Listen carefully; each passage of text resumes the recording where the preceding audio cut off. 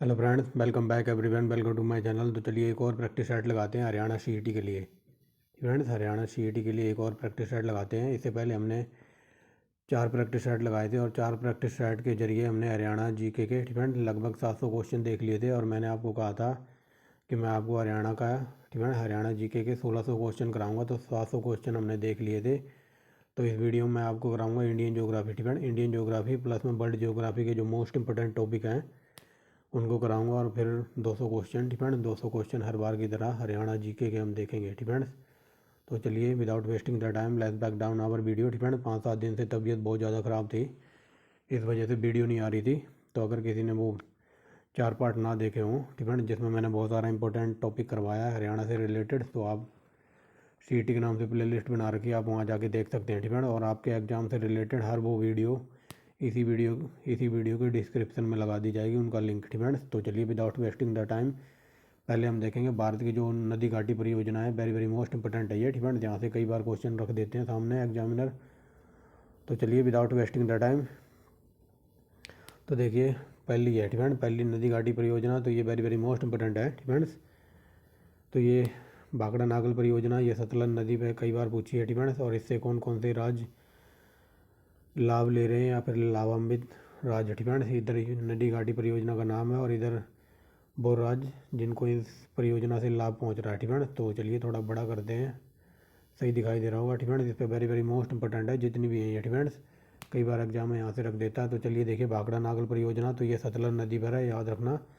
और इससे हरियाणा, पंजाब, हिमाचल प्रदेश और राजस्थान राज्यों को लाभ हो रहा है फ्रेंड्स। आगे देखिए ब्यास परियोजना, वेरी वेरी मोस्ट इंपॉर्टेंट, ये ब्यास नदी पर ही राजस्थान, पंजाब, हरियाणा, हिमाचल प्रदेश को फ़ायदा हो रहा है इस परियोजना से। आगे देखिए दामोदर फ्रेंड्स, कई बार क्वेश्चन ये पूछ लेता है कि बंगाल फ्रेंड्स, वेस्ट बंगाल या फिर बंगाल का शौक किस नदी को कहा जाता है, तो दामोदर नदी को कहा जाता है।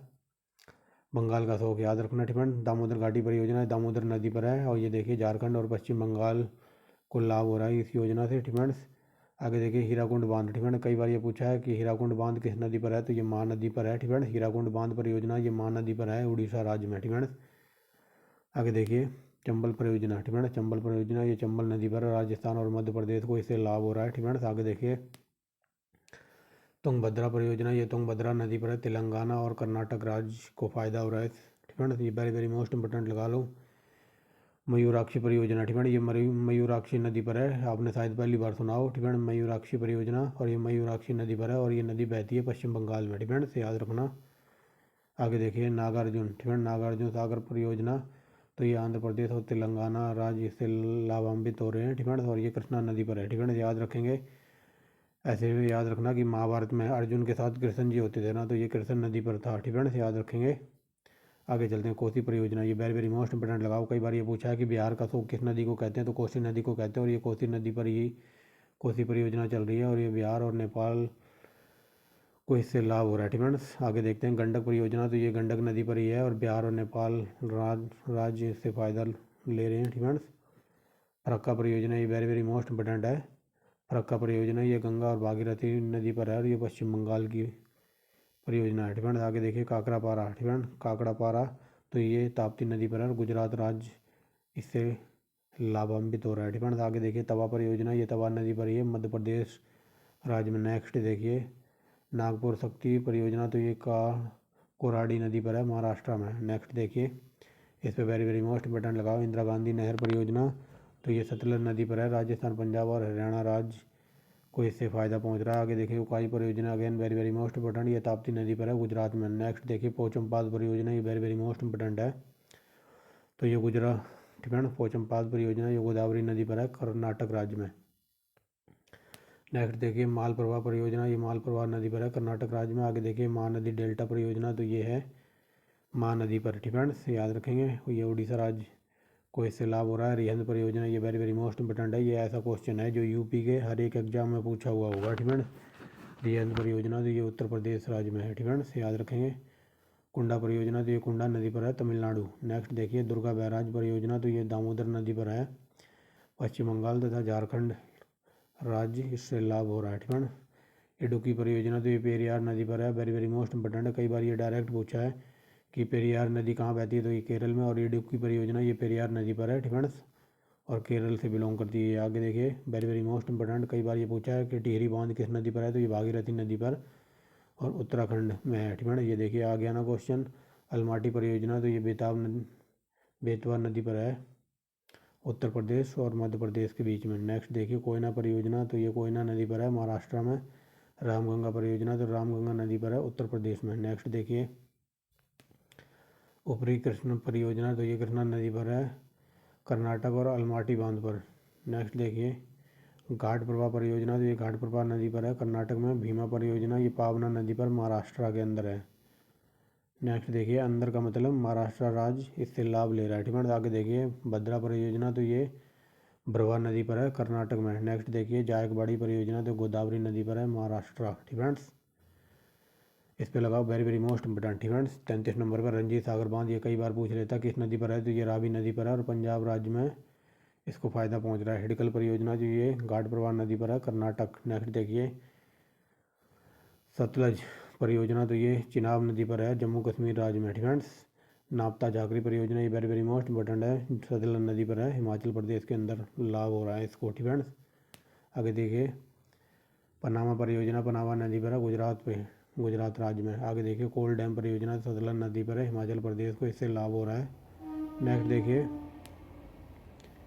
कांग सावती परियोजना, तो ये कांग सावती नदी पर है, पश्चिम बंगाल में। आगे देखिए, प्रेम्बिकुलम, ठीक है, प्रेम्बिकुलम अलियार परियोजना, तो ये 8 छोटी छोटी नदियों पर मिलकर बनी है, ठीक है। और ये तमिलनाडु और केरल राज्य इससे लाभ ले रहे हैं। आगे देखिए, मुचकुंड परियोजना, तो ये मुचकुंड नदी पर है, उड़ीसा और आंध्र प्रदेश को इससे लाभ पहुंच रहा है। गिरना, वेरी वेरी मोस्ट इंपॉर्टेंट लगाओ, गिरना परियोजना, तो ये महाराष्ट्र राज्य में है। शारदा परियोजना, ये वेरी वेरी मोस्ट इंपॉर्टेंट है, उत्तर प्रदेश में है, ठीक है। और किस नदी पर है, तो ये गोमती और शारदा नदी पर है। आगे चलिए, पूर्णा परियोजना, तो ये पूर्णा नदी पर है, महाराष्ट्र में। बारगी परियोजना, ये मध्य प्रदेश में। हसनदेव बांगो परियोजना, तो ये हसनदेव नदी पर है, छत्तीसगढ़ में, ठीक है। जिस पे मैंने बताया ना कि मोस्ट इंपॉर्टेंट लगा लो, उनको याद रखना। दंडकारण्य परियोजना, तो ये मध्य प्रदेश और उड़ीसा के बीच में है, ठीक है। दंडकारण्य आई थिंक ये इंद्रावती नदी पर है, ठीक है। शरावती परियोजना, तो ये शरावती नदी कर्नाटक में है। पंचेत बांध, तो ये दामोदर नदी पर है, झारखंड और पश्चिम बंगाल को इससे लाभ हो रहा है। नेक्स्ट देखिए, गंगा सागर परियोजना, ये चंबल नदी पर है, मध्य प्रदेश में। नेक्स्ट देखिए, बाण सागर परियोजना, ये सोन नदी पर है, बिहार, उत्तर प्रदेश और मध्य प्रदेश के बीच बहती है ये परियोजना, यानी कि इसको लाभ पहुंचाती है, ठीक है। लेकिन कई एक बार क्वेश्चन ये पूछ लेता है डीप में जाके कि ऐसी कौन सी नदी है, ठीक है। यूपीपीसीएस का क्वेश्चन बता रहा हूँ, पूछा हुआ 2020 में ये क्वेश्चन पूछा था कि ऐसी कौन सी नदी है जिसका जल ऊपर से तो खारा होता है लेकिन नीचे से मीठा होता है, तो ये है सोन नदी। ये यूपीपीसीएस का पूछा हुआ क्वेश्चन है कि ऐसी कौन सी नदी थी जिसका ऊपर से जल खारा होता है और नीचे मीठा होता है, तो ये सोन नदी का, ठीक है, याद रखेंगे। नर्मदा सागर परियोजना, ये वेरी वेरी मोस्ट इंपोर्टेंट लगाओ, इस पर नर्मदा नदी पर है, ये मध्य प्रदेश और गुजरात राज्य के बीच में। राणा सागर परियोजना, ये चंबल नदी पर है, राजस्थान में। आगे देखिए, जवाहर सागर परियोजना, ये चंबल नदी पर है, राजस्थान में, ठीक है। देखते रहिए और जुड़े रहिए लास्ट तक, बहुत कुछ करा दूंगा इसी वीडियो में, ठीक है। 55 नंबर देखिए, रियंद नहर परियोजना, तो ये सतलज नदी पर है, हरियाणा राज्य को इससे लाभ हो रहा है। अब दिखाई दे रहा होगा सही से, ठीक है। नेक्स्ट देखिए, तुलबुल परियोजना, ये वेरी वेरी मोस्ट इंपोर्टेंट है, ये झेलम नदी पर है, कई बार पूछे, जम्मू कश्मीर राज्य में, ठीक है। आगे देखिए, दुलस्ती परियोजना, again very very most important, ये चिनाब नदी पर है, जम्मू कश्मीर के अंदर। तिलैया परियोजना, again very very most important, ये झारखंड राज्य में है और बराकर नदी के ऊपर। नेक्स्ट देखिए, सरदार सरोवर परियोजना, तो ये वेरी वेरी मोस्ट इंपोर्टेंट है, नर्मदा नदी पर है, गुजरात, मध्य प्रदेश, महाराष्ट्र और राजस्थान को इससे लाभ हो रहा है। बगलीहार परियोजना, ये वेरी वेरी मोस्ट इंपोर्टेंट लगाओ, ये हब नहीं है, ठीक है। ये है बगलीहार परियोजना, तो ये चिनाब नदी पर है और ये जम्मू कश्मीर राज्य में, ठीक है। खासकर चिनाब नदी की याद रखना है, यहाँ से कई बार क्वेश्चन पूछा है कि चिनाब नदी पर कौन कौन सी परियोजनाएं चल रही हैं, तो ये देख लीजिए, बगलीहार परियोजना, ये हब नहीं है, बगलीहार परियोजना। और ऊपर जो कराई है ना चिनाब नदी की, दुलस्ती, ठीक है, दुलस्ती परियोजना। और फ्रेंड्स चिनाब नदी की देख लेना, ये वेरी वेरी मोस्ट इंपॉर्टेंट है। इस पर 3-4 योजनाएं चल रही हैं इस नदी पर, तो कई बार पूछ लेता है। लेकिन ये देखिए एक नोट लिखा हुआ है, जो भारत के पहले पीएम थे, ठीक है, भारत के पहले प्रधानमंत्री थे जवाहरलाल नेहरू ने बहुउद्देशीय नदी घाटी योजना को आधुनिक भारत का मंदिर कहा था, ठीक है। अगर क्वेश्चन ये बन जाए कि नदी घाटी परियोजना को किसने आधुनिक भारत का मंदिर कहा था, तो ये थे पंडित जवाहरलाल नेहरू ने कहा था, ठीक है। तो ये हमारी लगभग 60 परियोजनाएं थी भारत की नदियों की। अब चलते हैं आगे। तो चलिए फ्रेंड्स, अब हम आगे हैं। अब हमने नदी घाटी परियोजना देख ली। अब हम देखेंगे इंडिया की जितनी भी A1 क्वालिटी की चोटियाँ हैं, पर्वत चोटियाँ, ठीक है। और उसके बाद देखेंगे हम विश्व की, और फिर हम देखेंगे ज्वालामुखी को। तो चलिए without wasting the time, very very most important लगाओ। काराकोरम परियोजना, तो ये कहाँ पर है, तो ये कैलाश श्रेणी में पड़ती है, भारत और चीन के बीच। माउंट एवरेस्ट, ये डायरेक्ट या कई बार पूछ लेता है कि कहाँ है, तो ये एशिया में पड़ती है, एशिया की नेपाल में। लेकिन कई बार ये पूछ लेता कि माउंट एवरेस्ट को नेपाल में क्या कहा जाता है, तो ये कहा जाता है सागर माथा, ठीक है। सागर माथा कहा जाता है, याद रखना। नेक्स्ट देखिए लद्दाख श्रेणी, ठीक है। ये UPPCS में पूछा हुआ क्वेश्चन है, ठीक है। ये लद्दाख श्रेणी ये भारत में पड़ती है, और जम्मू कश्मीर राज्य में जास्कर श्रेणी, तो ये जम्मू कश्मीर, ठीक है। लेकिन कई बार एक बार क्वेश्चन ऐसे पूछा था UPPCS में कि जो जम्मू कश्मीर श्रेणी है, ठीक है, जम्मू कश्मीर जो घाटी है वो किन किन पहाड़ियों के बीच में है, तो ये जास्कर और पीर पंजाल के बीच में, इन दोनों से मिलाकर क्वेश्चन पूछा था, ठीक है। तो याद रखेंगे नंगा पर्वत, ठीक है, नंगा पर्वत तो ये जम्मू कश्मीर में पड़ता है। कामेत पर्वत तो ये उत्तरांचल में है, ठीक है, या फिर उत्तराखंड बोल सकते हो आप। नेक्स्ट देखिए नंदा देवी, ये वेरी वेरी मोस्ट इंपॉर्टेंट है, ये भी उत्तराखंड में पड़ता है। धौलागिरी तो ये हिमाचल प्रदेश में। गुरु शिखर, ठीक है, ये राजस्थान में जो अरावली की सबसे ऊंची चोटी है उसको कहते हैं गुरु शिखर, ठीक है। लेकिन जो हाल फिलहाल 16 तारीख को PET का एग्ज़ाम हुआ था, UP PET का, ठीक है, तो उसमें क्वेश्चन ये पूछा गया था कि भारत की सबसे ऊंची दूसरी चोटी कौन सी थी, ठीक है। भारत की सबसे ऊंची चोटी कौन सी है, तो लोग कहेंगे K2, लेकिन K2 वहाँ ऑप्शन में ही नहीं था, यानी कि K2 का मतलब है गॉडविन ऑस्टिन भी बोलते हैं, ठीक है। तो वहाँ K2 ऑप्शन में ही था। उसके बाद दूसरा ऑप्शन था कंचनजंगा का, ठीक है। तो कंचनजंगा हो जाएगी भारत की सबसे ऊंची चोटी। वैसे अगर K2 ऑप्शन में हो तो K2 लगाएंगे, अगर K2 ऑप्शन में ना हो तो फिर कंचनजंगा, ठीक है। तो ये K2 ऑप्शन में नहीं था वहाँ। आगे देखिए, तो ये गारो खासी जयंतियाँ आपने पढ़ा होगा, ये असम और मेघालय की पहाड़ियाँ, ठीक है, पहाड़ियों पर रहती है ये जनजातियाँ। आगे देखिए नागा पहाड़ी है नागालैंड में। अरावली श्रेणी तो ये गुजरात, राजस्थान और दिल्ली तक फैली हुई है। माउंट आबू, ठीक है, तो ये राजस्थान में वेरी वेरी मोस्ट इंपॉर्टेंट है। विंध्याचल तो ये मध्य प्रदेश में पड़ता है। सतपुड़ा श्रेणी ये मध्य प्रदेश में है। महादेव पहाड़ी, ठीक है, महादेव पहाड़ी ये मध्य प्रदेश में है। लेकिन कई बार ये पूछा कि महादेव पहाड़ी की सबसे ऊंची चोटी कौन सी है, तो ये धूपगढ़ मैकाल पहाड़ी, ठीक है। तो मैकाल पहाड़ी तो ये अमरकंटक में है और मध्य प्रदेश में पड़ती है। राजमहल पहाड़ियाँ तो ये है झारखंड, ठीक है। सतमाला श्रेणी तो ये है सतमाला पहाड़ी, तो महाराष्ट्र में। 21 नंबर देखिए अजंता, ठीक है, अजंता श्रेणी तो ये महाराष्ट्र में पड़ती है। महेंद्रगढ़ श्रेणी क्या बोल रहा हूँ, उड़ीसा। महाबलेश्वर पहाड़ी तो ये भी महाराष्ट्र में। नीलगिरी पहाड़ी वेरी मोस्ट इंपोर्टेंट लगाओ इसमें, नीलगिरी पहाड़ी है तमिलनाडु, ठीक है, तमिलनाडु में। और कई बार ये पूछ लेता है कार्डमम की पहाड़ियाँ कहाँ मिलती हैं, तो ये नीलगिरी पर्वत पर, ठीक है। आगे देखिए अन्नामलाई तो ये दक्षिण भारत की सबसे ऊंची चोटी है, ठीक है, तमिलनाडु में पड़ती है। छोटा नागपुर पठार तो ये झारखंड में है, ठीक है। और इस क्षेत्र को, छोटा नागपुर पठार के क्षेत्र को भारत का रूर कहा जाता है, इसका याद रखना। बुंदेलखंड पठार तो ये उत्तर प्रदेश और मध्य प्रदेश के बीच है। बघेल पठार तो ये मध्य प्रदेश में पड़ता है। तेलंगाना का पठार ये नर्मदा नदी के दक्षिण में आंध्र प्रदेश में पड़ता है। मैसूर का पठार कर्नाटक में। दोदा बेटा, ठीक है, ये वेरी वेरी मोस्ट इंपोर्टेंट है। तो ये प्रायद्वीपीय भारत की सबसे ऊंची चोटी दोदा बेटा, ठीक है। इलायची की पहाड़ियाँ तो ये बता दिया, इलायची की पहाड़ियाँ। कार्डमम की पहाड़ियाँ तो ये तमिलनाडु और केरल के बीच में। डफला पहाड़ियाँ वेरी वेरी मोस्ट इंपोर्टेंट है, अरुणाचल प्रदेश में मिलती हैं। मिजमी पहाड़ियाँ तो ये है अरुणाचल प्रदेश की। मीकरी पहाड़ियाँ तो ये अरुणाचल प्रदेश। लोसाई पहाड़ियाँ ये Mizoram, very very most important है। ये देखिए आ गया ना गॉडविन ऑस्टिन, यानी कि K2 की बात हो रही है, तो ये जम्मू कश्मीर में पड़ती है और भारत की सबसे ऊंची चोटी थी K2, ठीक है, यानी कि गॉडविन ऑस्टिन। और ये अगर ऑप्शन में ना हो तो फिर हो जाएगी कंचनजंगा, ठीक है, याद रखेंगे। ये थी हमारी प्रमुख चोटियाँ वगैरह, ठीक है, याद रखेंगे। अब आगे चलते हैं, अब देखेंगे विश्व की प्रमुख चोटियाँ।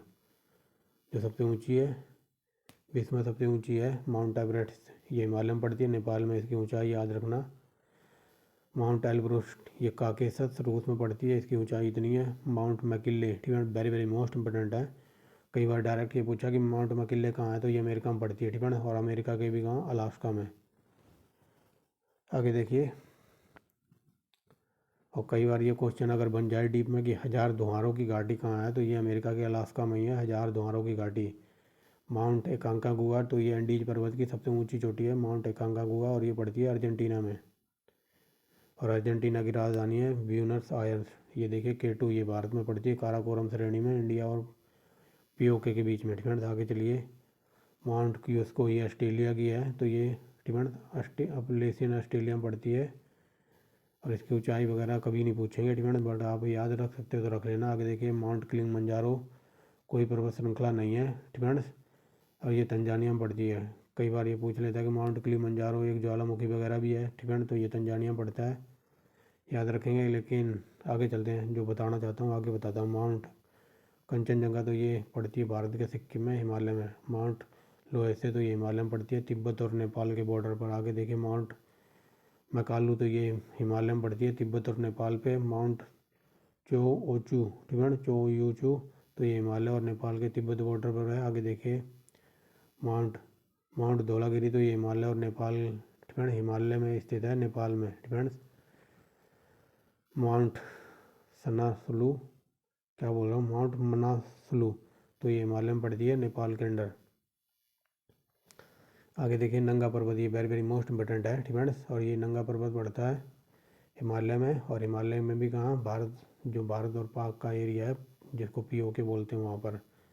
अन्नपूर्णा, तो अन्नपूर्णा ये नेपाल में स्थित है, हिमालय का पार्ट है ये। आगे देखिए, ओजस डेल सलाडो, तो ये एंडीज, ठीक है, एंडीज पर्वत श्रेणी में पड़ती है वहाँ पर, और ये अर्जेंटीना और चिली के बीच में है। आगे देखिए, माउंट कोटोपैक्सी, तो ये इक्वाडोर में है। कई बार ये पूछ लेता है कि माउंट कोटोपैक्सी ज्वालामुखी कहाँ है, तो ये इक्वाडोर में, ठीक है। और ये एंडीज पर्वत पर पड़ता है। कुक, तो ये न्यूजीलैंड में है। कई बार ये पूछ लेता कि न्यूजीलैंड की खोज किसने की थी, तो ये इंग्लैंड का यात्री था कुक, इसने न्यूजीलैंड और ऑस्ट्रेलिया की खोज की थी, इतना याद रखेंगे। बिन्स मैसिव, ठीक है, तो ये एलिसवर्थ पर्वत श्रृंखला पर अंटार्कटिका के अंदर, और इसकी ऊंचाई 48-93 है। आगे देखिए, विश्व के प्रसिद्ध ज्वालामुखी वगैरह, तो चलिए देखते हैं। अब देखेंगे ज्वालामुखी, ये देखिए आ गया ना पहला ही, ठीक है, माउंट कोटोपैक्सी, ठीक है, तो ये इक्वाडोर में है ज्वालामुखी, ठीक है। और ये कैसा ज्वालामुखी है, तो ये सक्रिय है, यानी कि एक्टिव। आगे देखिए, माउंट एटना, इस पर वेरी वेरी मोस्ट इंपोर्टेंट लगा लो, मैं गिने चुने लेकर आया हूँ जो कि वेरी वेरी मोस्ट इंपोर्टेंट है, हज़ारों बार एग्जाम में पूछे हैं। तो देखिए, माउंट कोटोपैक्सी ये वेरी वेरी मोस्ट इंपोर्टेंट है इक्वाडोर में, और ये एक्टिव ज्वालामुखी है, यानी कि सक्रिय है। ज्वालामुखी 3 प्रकार के होते हैं, ठीक है, याद रखना। कई बार ये पूछ ले कि ज्वालामुखी कितने प्रकार के होते हैं, तो ये 3 प्रकार के होते हैं। कौन कौन से, एक एक्टिव, एक क्या कहते हैं सुसुप्त यानी कि डेड, मरा हुआ, और एक होता है प्रसुप्त, ठीक है। आगे चलते हैं। कई बार ये क्वेश्चन ऐसे डीप में बन जाता है, मान लो ये एक ज्वालामुखी है, ठीक है, क्या बना रहा हूँ मैं, ठीक है, मान लो ये कोई ज्वालामुखी है, और इसका जो ऐसा मुंह सा होता है ना, जहाँ से ये गैस वगैरह निकलती है, इधर से गैस वगैरह निकलती है। कई बार ये पूछ लेता कि जो ज्वालामुखी का मुंह है तो उसको क्या कहते हैं, तो उसको कहते हैं क्रेटर, ठीक है, क्रेटर, ठीक है। ज्वालामुखी का जो मुंह सा होता है, ये ऐसा होता है ना, जहाँ से ये गैस वगैरह निकलती है, तो इसको कहते हैं क्रेटर, ठीक है, तो याद रखेंगे। आगे चलिए, माउंट एटना, ये वेरी वेरी मोस्ट इंपोर्टेंट है, ये इटली में पड़ता है। वेसुवियस, ठीक है, तो ये सुसुप्त ज्वालामुखी है, यानी कि बिल्कुल डेड, मरा हुआ, ठीक है, जिसमें कुछ भी विस्फोट वगैरह ना होते हो, तो ये भी इटली में पड़ता है। मोना लोआ, ये वेरी वेरी मोस्ट इंपोर्टेंट है, हवाई द्वीप पे है, ठीक है। किलिमंजारो, ये वेरी देखिए आ गया ना, ये शांत ज्वालामुखी है, और ये तंजानिया में पड़ता है। आगे देखिए, फ्यूजियामा, ये वेरी वेरी मोस्ट इंपोर्टेंट है, और ये फ्यूजियामा है एक्टिव एक्टिव वोल्केनो, यानी कि सक्रिय ज्वालामुखी है, किसी भी टाइम फट सकता है, ये जापान में पड़ता है। काकरातोआ, ठीक है, ये इंडोनेशिया का है। मैना, ये फिलीपींस का है, और फिलीपींस की राजधानी है क्या बोल रहा हूँ, मनीला। माउंट कैमरून, तो ये सक्रिय ज्वालामुखी है, यानी कि एक्टिव, तो ये कहाँ पड़ता है, ये अफ्रीका में पड़ता है। माउंट रेनियर, तो ये अमेरिका का है। पोप, तो ये पोप ज्वालामुखी है, तो ये शांत ज्वालामुखी है, मतलब बिल्कुल कोई विस्फोट वगैरह नहीं करता, तो ये म्यांमार में पड़ता है। एल्ब्रोज, ये वेरी वेरी मोस्ट इंपोर्टेंट है, ये जॉर्जिया में पड़ता है।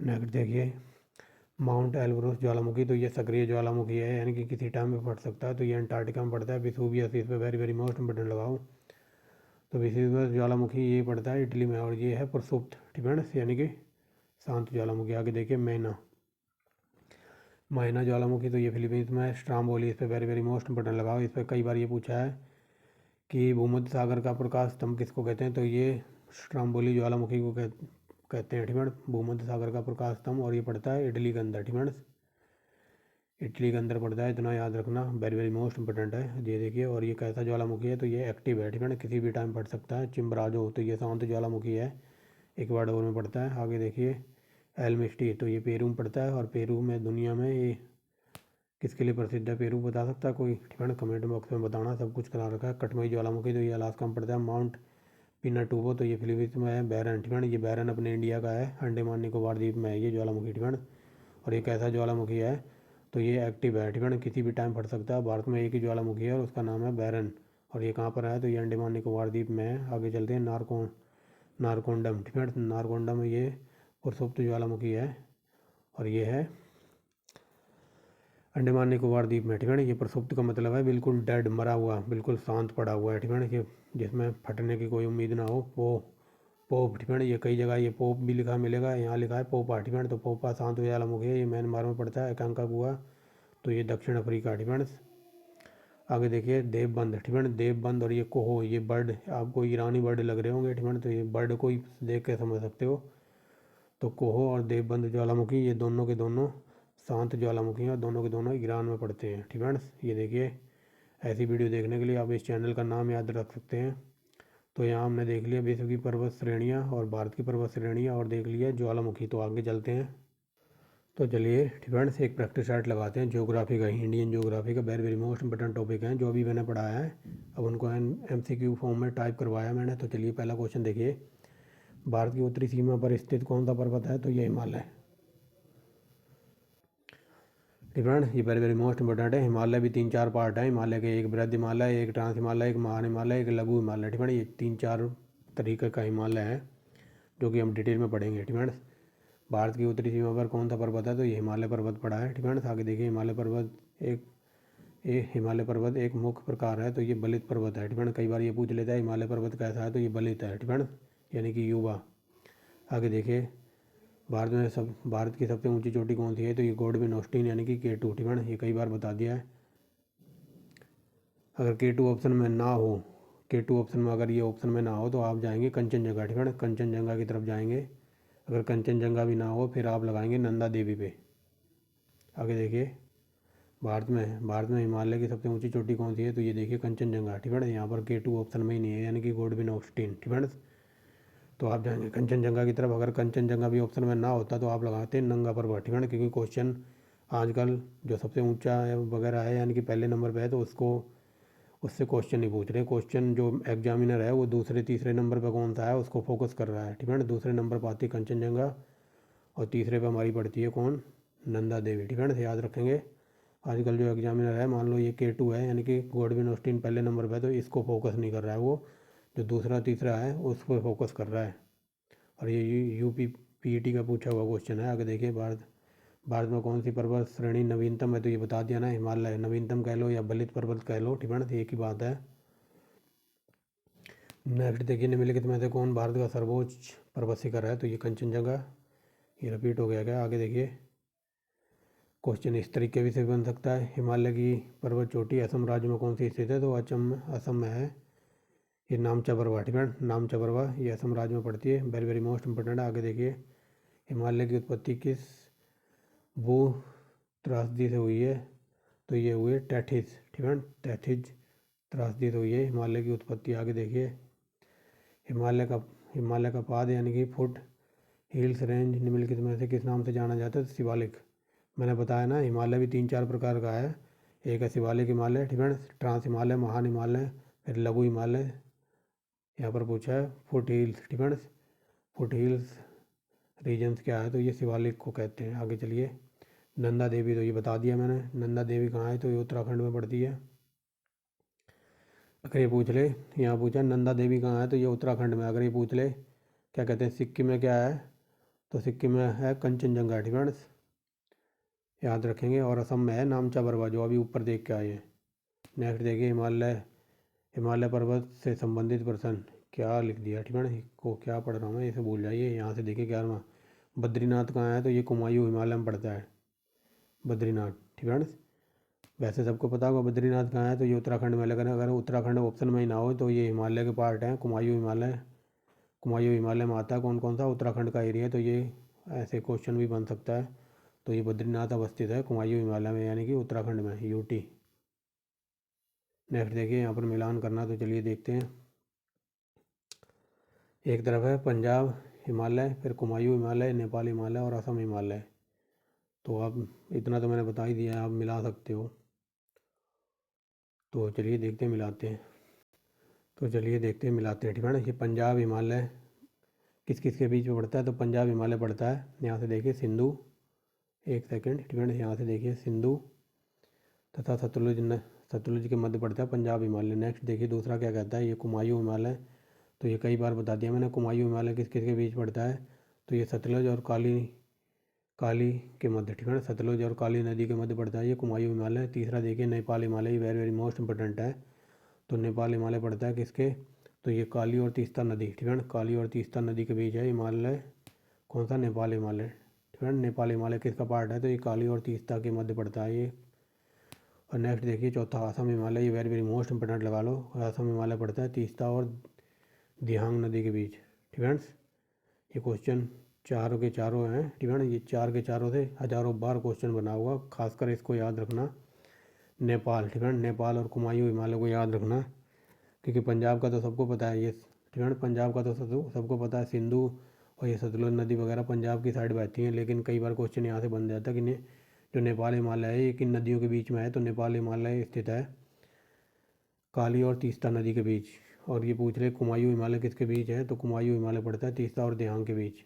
एक सेकंड, कुमायूं हिमालय। ठीक है ना, कुमायूं हिमालय पड़ता है सतलज और काली नदी के बीच। और यहाँ असम हिमालय, तो असम हिमालय पड़ता है तीस्ता और दिहांग के बीच। ठीक है ना, समझ गए होगे, यहाँ से क्वेश्चन बन जाते हैं, इसलिए मैंने ये रख दिया। आगे देखिए स्नो लाइन। ठीक है ना, स्नो लाइन निम्न के बीच होती है, तो ये यानी कि हिमालय में जो हिम रेखा है, ठीक है ना, यानी कि स्नो लाइन। ठीक है ना, तो किसके बीच होती है, ये 4500 से 60,000 मीटर पश्चिम के बीच होती है। नेक्स्ट देखिए निम्नलिखित में से कौन संसार की सबसे दूसरी सर्वोच्च चोटी है, तो ये गॉडविन ऑस्टिन। ठीक है ना, पहले पे है कौन सी, एवरेस्ट, दूसरे पे K2 कंचन, K2 यानी कि गॉडविन ऑस्टिन। आगे देखिए काराकोरम, काराकोरम पर्वत श्रेणी का पूर्व नाम क्या था, तो ये था कृष्णगिरी। यानी कि जो काराकोरम श्रेणी है तो उसको पहले कृष्णगिरी भी कहते थे।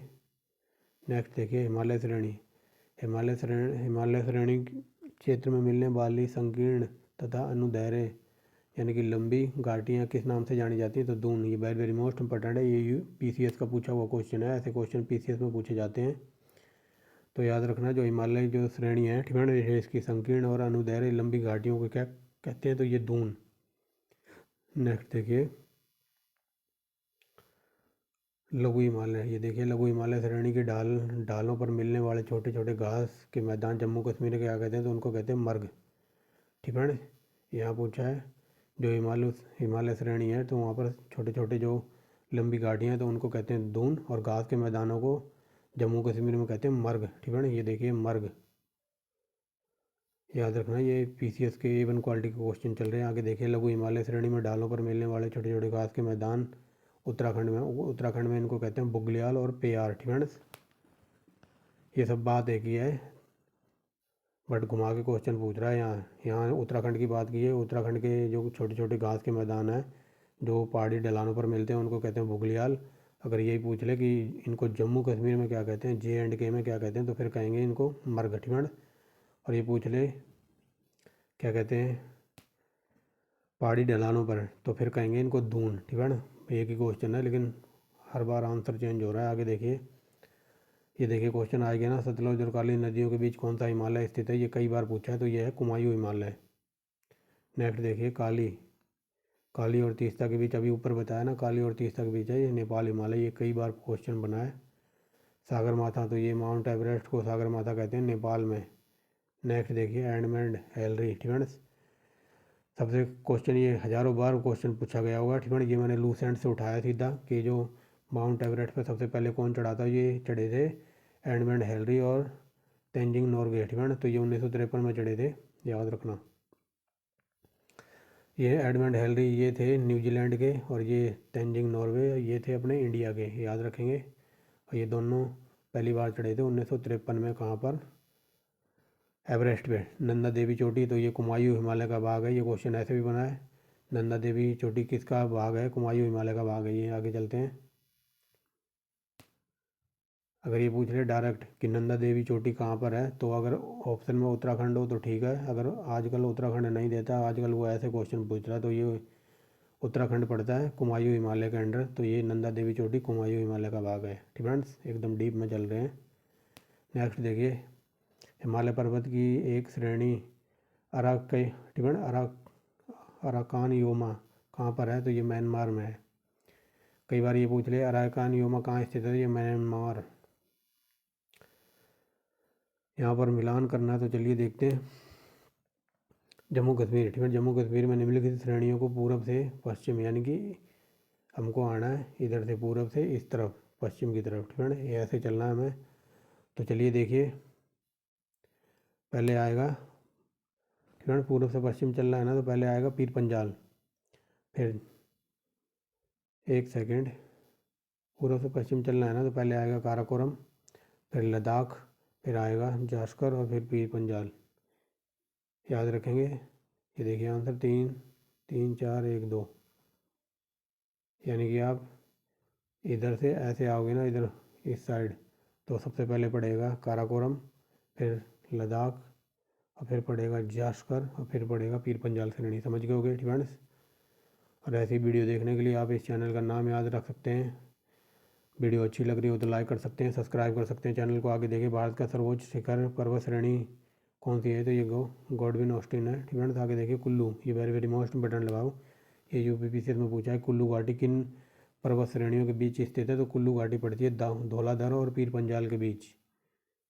याद रखेंगे, धौलाधर और पीर पंजाल के बीच पड़ती है कौन सी, कुल्लू घाटी। अगर ये पूछ ले जम्मू घाटी किसके बीच पड़ती है, तो पीर पंजाल और, बताइए, पीर पंजाल और जोजिला। नेक्स्ट देखते हैं उत्तराखंड। ये देखिए क्वेश्चन ऐसे ही पूछा है कि नंदा देवी कहाँ है, तो उत्तराखंड में, ठीक है, लेकिन कई बार घुमा के भी पूछ लेता है। शिवालिक श्रेणियों का निर्माण हुआ था, ये सेनोजोइक काल में हुआ था। आगे देखिए, हिमालय का दूसरा सबसे ऊंचा, ठीक है, ये देखिए क्वेश्चन ऐसे ही बना है, हिमालय का दूसरा सबसे ऊंचा शिखर कंचनजंगा, ये भारत के किस राज्य में है, तो ये सिक्किम में पड़ता है। नेक्स्ट देखिए, निम्नलिखित में से सबसे प्राचीन, तो ये पूरे विश्व की सबसे प्राचीन पर्वत श्रृंखला है अरावली। नेक्स्ट देखिए, निम्नलिखित में से कौन सी पर्वत श्रेणी केवल एक ही राज्य में फैली है, तो ये अजंता। अजंता की गुफाएं सुनी होंगी आपने। आगे चलिए, भारत में सबसे प्राचीन बलित पर्वत है, तो ये अरावली। ये भारत का ही नहीं, ये पूरे विश्व का। आगे देखिए, अरावली पर्वत का सबसे ऊंचा शिखर, तो ये करा दिया था, गुरु शिखर है। ठीक है, आगे देखिए पश्चिमी घाट क्या है, तो बताइए पश्चिमी घाट क्या है, कोई बता सकता है। ये है ऑप्शन नंबर ए, यहाँ पर ए आना था, एक अपशिष्ट पर्वत। आगे देखिए, पर्वतमाला को सह्याद्री के नाम से जाना जाता है, ये पश्चिमी घाट। ये देखिए यहाँ से पढ़िए, निम्नलिखित में से किस पर्वतमाला को सह्याद्री के नाम से जाना जाता है, ये पश्चिमी घाट है, इसको कहते हैं सह्याद्री। ये भारत का नक्शा ऐसे होता है ना, तो इस वाले एरिया की जो पश्चिमी घाट वगैरह है, तो इस वाले एरिया को कहते हैं सह्याद्री। अगर ये इधर की बात करें, ठीक है, तो इधर कार्डमम की पहाड़ियाँ वगैरह हैं, इलायची की, तो इधर को कहते हैं मालाबार। ठीक है, समझ रहे होगे।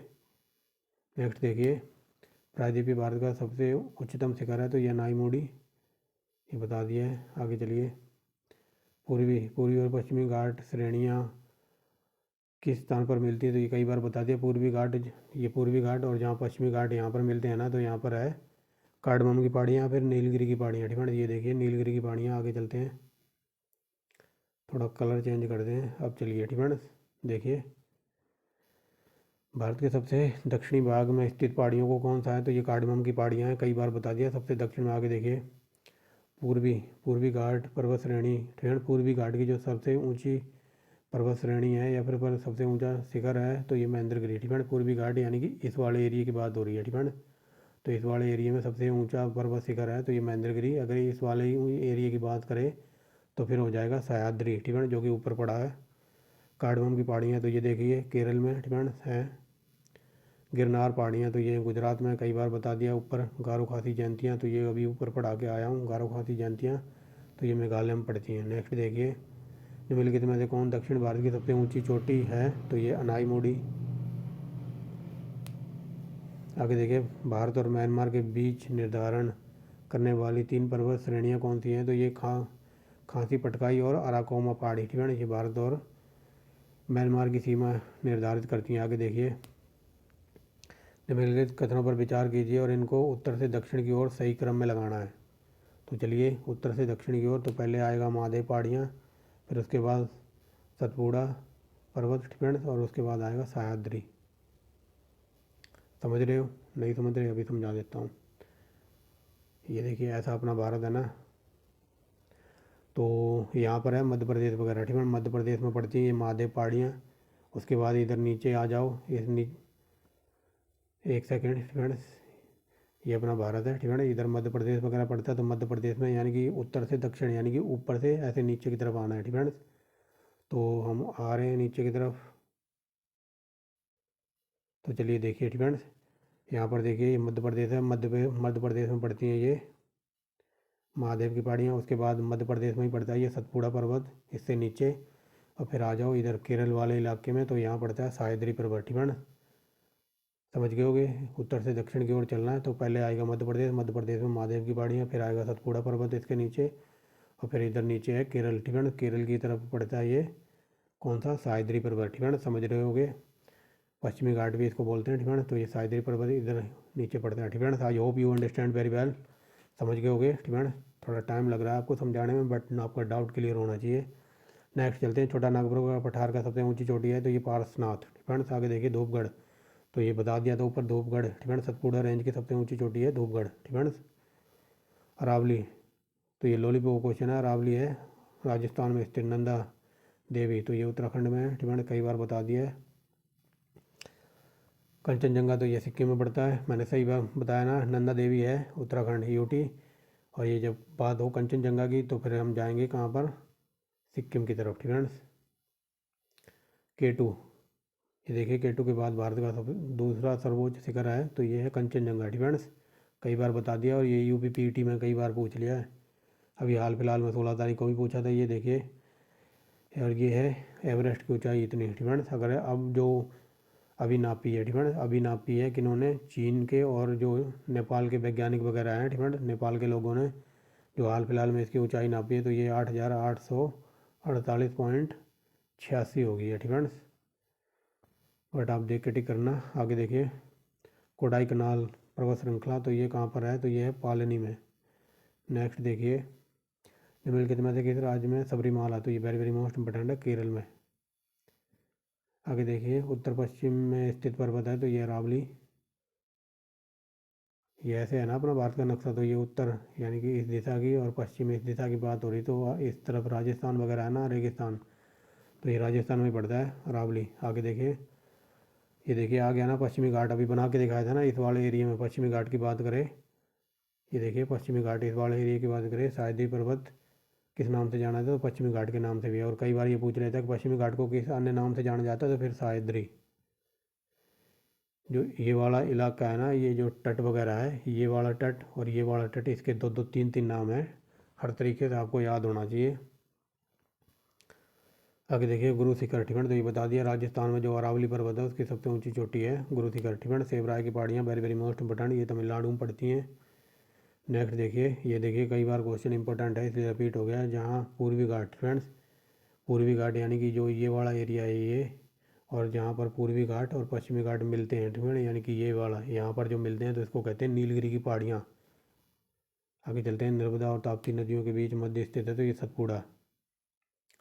समझ गए? यानी कि जो नर्मदा और ताप्ती नदियाँ हैं तो ये सतपुड़ा पहाड़ियों के बीच में बहती हैं ये नदियाँ, यानी कि सतपुड़ा रेंज की हैं ये। नेक्स्ट देखिए, सैंडल पीक, ये वेरी वेरी मोस्ट इंपॉर्टेंट है। कई बार डायरेक्ट ये पूछ लेता है कि सैंडल पीक चोटी कहाँ पर है, तो ये अंडमान निकोबार द्वीप समूह की है, सबसे ऊंची ऊंचाई पर है, ठीक है ना, याद रखेंगे सैंडल पीक चोटी, ठीक है ना। और ये कहाँ है? तो ये अंडमान निकोबार द्वीप समूह में पड़ती है। नेक्स्ट देखिए, निम्नलिखित में से कौन हिमालय श्रृंखला का अंग नहीं है? तो अरावली। अरावली पड़ता है किधर? इधर राजस्थान की वगैरह की तरफ, तो ये हिमालय श्रृंखला का अंग नहीं है। हिमालय की सबसे पूर्वी चोटी कौन सी है? तो नामचा पर्वत। ये क्वेश्चन ऐसे भी बन सकता है। नेक्स्ट देखिए, हिमालय पर्वत श्रेणी निम्नलिखित में से किस राज्य में नहीं है? तो उत्तर प्रदेश में हिमालय प्रदेश का कोई हिस्सा वगैरह नहीं है। और ऐसी वीडियो देखने के लिए आप इस चैनल का नाम याद रख सकते हैं। ठीक है, 65 क्वेश्चन ये थे ज्योग्राफी के। अब हमारी जियोग्राफी वगैरह होती है यहाँ पर ख़त्म। अब चलते हैं हरियाणा जीके की तरफ। तो चलिए फ्रेंड्स, हम आ गए। हमने 700 क्वेश्चन लगा लिए थे लास्ट टाइम फ्रेंड्स, और 700 क्वेश्चन की एक मैंने मास्टर वीडियो बना दी है। अगर किसी ने वो ना देखी हो तो जाके देख ले। आज हम चलेंगे 700 से 900 तक, यानी कि 200 क्वेश्चन कराऊंगा हरियाणा जीके के। तो चलिए without wasting the time friends, अगर किसी को मेरी आवाज़ स्लो लगे तो 1.50 या फिर 1.75 पे देखना, और 480 पिक्सल पे देखना। इवन क्वालिटी का डाटा दिखाई देगा। तो चलिए फ्रेंड्स, अगर कोई question by chance printing mistake वगैरह हो या फिर गलत टाइप हो गया हो तो मैं उसी टाइम क्लियर कर दूंगा, क्योंकि डाउट क्लियर होना बहुत ज़रूरी है। आगे देखिए, पहला क्वेश्चन क्या कहता है इस वीडियो का, किस शहर को युद्धों नायकों की भूमि के रूप में जाना जाता है? तो युद्ध नायकों की भूमि के रूप में बताइए किसको जाना जाता है? आई थिंक ये ऑप्शन नंबर ए होना चाहिए मेरे अकॉर्डिंग। तो ये देखिए भिवानी। फ्रेंड्स आगे चलिए, हरियाणा की पहली ग्रीन रोड कहाँ बनी है? तो ये पटौदी में बनी है, और पटौदी आई थिंक ये गुड़गांव में पड़ता है। आगे देखिए, सही दिखाई दे रहा होगा अब।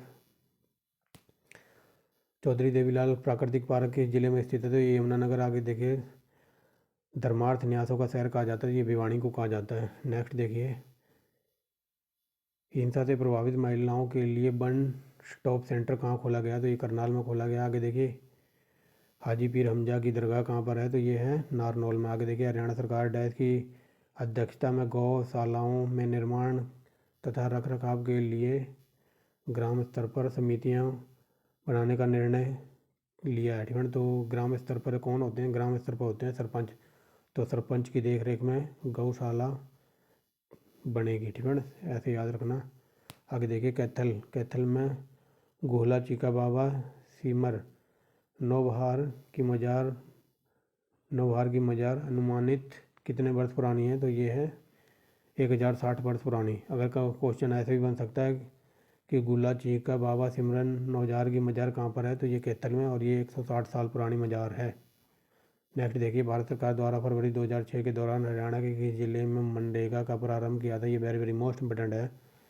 तो ये सिरसा और महेंद्रगढ़ से स्टार्ट हुई थी स्कीम मनरेगा। ठीक है, ये 2006 में आई थी, लेकिन महात्मा गांधी शब्द इसमें जोड़ दिया था तो 2009 में। ठीक है, याद रखेंगे 2009। 12वीं शताब्दी के संत पूर्ण भगत सिंह किस नाम से जाना जाता था? ये मुकुंद दास। आगे देखिए, लेखक दीपचंद निर्मोही। ठीक है, लेखक दीपचंद निर्मोही को किस पुस्तक के लिए हरियाणा साहित्य अकादमी का पुरस्कार मिला था? ये था सूरज का सफ़र। नेक्स्ट देखिए, 12 नंबर क्या कहता है, हरियाणा राज्य की सरकार ने राष्ट्रीय हरित कोर योजना के तहत डैश की स्थापना की है?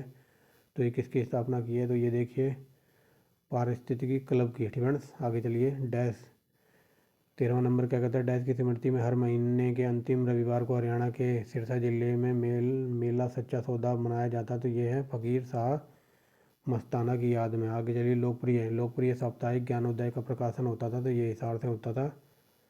आगे देखिए, हरियाणा सरकार द्वारा मार्च 2017 में निम्नलिखित में से कौन सा पोर्टल भूमि सौदे में पारदर्शिता लाने हेतु जारी किया था? यानी कि भूमि खरीदने और बेचने के लिए जो उसमें मतलब कोई धांधलेबाजी ना हो, तो उसके लिए ई भूमि पोर्टल लॉन्च किया था। आगे देखिए, खुले में शौच से आज़ादी, खुले में मल त्याग की स्वतंत्रता सप्ताह मनाया गया था। तो ये 9 से 15 अगस्त 2017 के बीच में मनाया गया था। अब आप कहोगे आज चल तो रहा है 2022। ठीक है, ये ऐसे मोस्ट इंपोर्टेंट क्वेश्चन है क्योंकि ये किसी भी टाइम पूछे जा सकते हैं, इसलिए ऐड कर रखे हैं। ठीक है, तो ये मत कहना कि पुराना करंट अफेयर वगैरह है। तो ये करंट अफेयर किसी भी टाइम पूछा जा सकता है, क्योंकि ये पहला, ठीक है ना, हरियाणा में जो भी पहला या फिर भारत में जो भी पहला हुआ था तो वो सब ऐड है। आगे देखिए, हरियाणा सरकार ने शहीद उधम सिंह की शहादत को किस तारीख को अवकाश घोषित किया है? तो ये 31 जुलाई प्रतिवर्ष, यानी कि हरियाणा सरकार ने 31 जुलाई को प्रतिवर्ष छुट्टी में मनाने की कोशिश की गई है। तो ये किसकी याद में? उधम सिंह। ठीक है ना, उधम सिंह के ऊपर पूरी कहानी सुना रखी है मॉडर्न हिस्ट्री में। आगे चलिए, बौद्ध ग्रंथ दिव्यावदान किसका उल्लेख मिलता है? तो बौद्ध ग्रंथ है दिव्यावदान, तो इसमें अग्रवा और रोहतक के नामों का उल्लेख मिलता है। सक्षम योजना के तहत जो मतलब सक्षम योजना है, अगर आप यूजी हो, ठीक है, यानी कि अंडर ग्रेजुएट हो, तो आपको 6,000 रुपये मिलेंगे काम करने पर। अगर आप पीजी हो तो आपको मिलेंगे 9,000, ठीक है। बाकी यूजी वालों को मिलते हैं 7500, बट यहाँ 7500 ऑप्शन में ही नहीं है, तो हम 6,000 बोल सकते हैं। और पीजी वालों को मिलते हैं कितने, तो ये मिलते हैं 9,000। समझ गए होगे, I hope you understand. Next चलिए, जो कि बहुत ही कम है फ्रेंड्स, 6,000 9,000 में कुछ नहीं होता आज के टाइम, बहुत ही कम है, ये बढ़वाने चाहिए।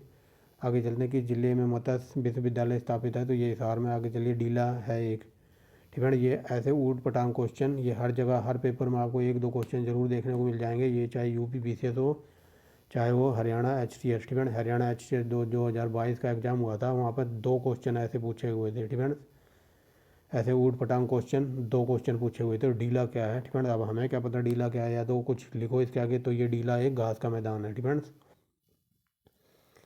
ये ऊट पटांग श्रेणियों के अंदर आ जाते हैं क्वेश्चन। अगर ये यहाँ से ऑप्शन हटा दूँ, ठीक है, ये हटा दूँ आंसर, तो बच्चा देख के कन्फ्यूज हो जाएगा, डीला क्या है, एक वृक्ष का नाम है या पक्षी का नाम है या घास का, ठीक है। तो ये ऊट पटांग श्रेणी में आते हैं ऐसे क्वेश्चन, तो ये घास का मैदान।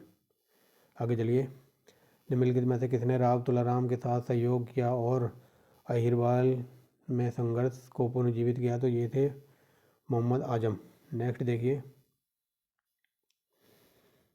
अगला क्या कहता है, जलवायु परिवर्तन की चिंताओं का सामना करने के लिए डैश की स्थापना पर्यावरण विभाग हरियाणा सरकार द्वारा नहीं की गई है, तो ये तटीय विनियम विधि की कोई स्थापना नहीं की गई है। आगे देख लिए, environment S India project limited निम्नलिखित में से 4 शहरों में से 3 के लिए सत परिवेश वायु गुणवत्ता निगरानी एजेंसी है, असंगत को पहचानिए, ठीक है। यानी कि इन 4 में से 3 है और एक नहीं है, तो फरीदाबाद में कोई स्थापना वगैरह नहीं हुई है, ठीक है। यानी कि जो वायु गुणवत्ता की जो प्राइवेट लिमिटेड कंपनी वगैरह है, तो वो गुरुग्राम में है, रोहतक में है, पंचकुला में है, फरीदाबाद में कोई नहीं है, यानी कि असंगत है ये। आगे चलते हैं, कुरुक्षेत्र का नाम हरिक्षेत्र किस ग्रंथ में मिलता है, तो ये वेरी वेरी मोस्ट इंपॉर्टेंट है, स्कंद पुराण। आगे देखिए, क्या कहता है, निम्नलिखित में से हरियाणा का कौन सा खिलाड़ी बास्केटबॉल से संबंधित है, तो ये अजमेर सिंह।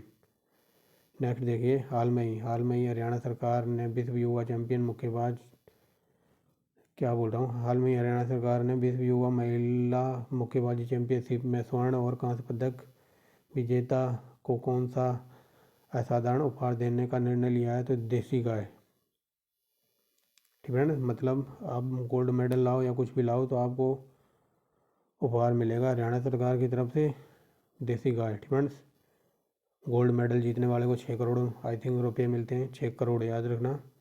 और जो चांदी वगैरह के लिए आता है सिल्वर, तो उसको आई थिंक 4 करोड़, और जो ब्रॉन्ज कांस्य है तो उसको 2.5 करोड़, ठीक है ना। और इन रुपयों के साथ अब आपको मिलेगी एक देसी गाय। आगे चलते हैं, प्रसिद्ध हरियाणवी भजन उड़ जा रे काले से डैश की माँ ने जाके कह दिए, तो ये अजीब ही क्वेश्चन है। यानी कि काला होता है काग, जिसको बोलते हैं कौआ, ठीक है ना, तो ये कौए से रिलेट कर सकते हो आप। आगे देखिए, कौन सा प्रसिद्ध किला आज भी सबसे अच्छी स्थिति में बचा हुआ है, तो ये कन्नौड़ का किला आज भी मतलब A1 क्वालिटी का है, मतलब टूट फूट नहीं हुई है। आगे चलिए, मार्च 2016 को हरियाणा सरकार ने सामाजिक और न्याय अधिकारिता मंत्री कविता जैन दिव्यांगों और सार्वभौमिक पहचान हेतु कौन सी योजना चलाई थी, तो ये चलाई थी शुभ ज्योत्सना योजना और वंदे मातरम योजना। वेरी वेरी मोस्ट इंपॉर्टेंट, ये दोनों आंसर हो जाएगा, यानी कि A और C।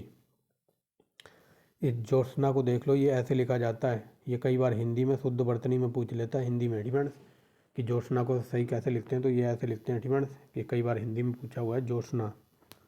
आगे चलिए, कर्मचारी राज्य बीमा योजना किस का लाभ प्रदान करती है, तो ये लाभ प्रदान करती है ऑप्शन नंबर बी, यानी कि बीमारी में चिकित्सा और नगद लाभ, ऑप्शन नंबर बी। आगे देखिए, 32 नंबर क्या कहता है, हरियाणा सरकार ने किस शुल्क और कृषि हेल्पलाइन नंबर की सुविधा किसानों को दी है। फ्रेंड्स, यहाँ पूछने की कोशिश करें, हरियाणा सरकार ने किस शुल्क पर किसानों को हेल्पलाइन नंबर सुविधा प्रोवाइड करवाई है, तो ये हुआ है मतलब निःशुल्क, मतलब कोई चार्ज वगैरह नहीं है, तो ये देखिए निःशुल्क सुविधा प्रोवाइड कराई है। आगे देखिए, दीन बंधु हरियाणा ग्राम उदय योजना को 3,000 और 10,000 के बीच की जनसंख्या वाले गाँवों को विकसित करना पड़ेगा, तो ये 3 वर्षों के अंदर। नेक्स्ट देखिए क्या कहता है, हरियाणा का जन्म के समय लिंग अनुपात सबसे पहली बार किस वर्ष में जहाँ 900 से पार हुआ था? तो ये 2016, वेरी वेरी मोस्ट इंपॉर्टेंट है। आगे चलिए, कौन सा जिला श्रीपद जनपद के नाम से जाना जाता? तो ये था सोनीपत। आगे देखिए, हरियाणा का प्रथम कॉलेज किस वर्ष खुला था? तो ये रोहतक में खुला था। ठीक है, हरियाणा का प्रथम कॉलेज किस जिले में खुला था? तो ये रोहतक में खुला था। आगे देखिए, हरियाणा में भूतों का मंदिर किस जिले में है? तो ये भिवानी में है भूतों का मंदिर, अब दिखाई दे रहा होगा। आगे चलिए, रेड जंगल फाउल प्रजनन केंद्र, तो ये सब मैं करा चुका हूँ आपको, आई थिंक तीसरे पार्ट में, पता नहीं चौथे पार्ट में कराया। तो ये है पंचकुला में। ठीक है, हरियाणा के जितने राष्ट्रीय उद्यान वगैरह हैं, मिट्टी वगैरह हैं, नदियाँ वगैरह हैं, ये सब हम ऑलरेडी देख चुके हैं, इसलिए मैं थोड़ा तीव्र गति से चल रहा हूँ। आगे देखिए, हरियाणा में पालतू पशु चिकित्सा केंद्र और परीक्षण चिकित्सालय व्यवस्था है, तो ये है पंचकुला में। आगे देखिए, हरियाणा के गुरुग्राम में स्थित मारुति उद्योग, ये 1983 में मारुति उद्योग लगाया गया था गुड़गांव में। ठीक है, आगे चलिए, राजीव गांधी स्टेडियम, तो ये रोहतक में है। अर्जुननाथ गणराज्य का संबंध हरियाणा के किस जिले से है? तो ये महेंद्रगढ़ से आते हैं अर्जुननाथ गणराज्य। आगे देखिए, 43 नंबर क्या कहता है, हरियाणा में सबसे कम ऊंचाई वाला भाग कौन सा है? सबसे कम ऊंचाई वाला भाग है अनकाई दलदल। ठीक है,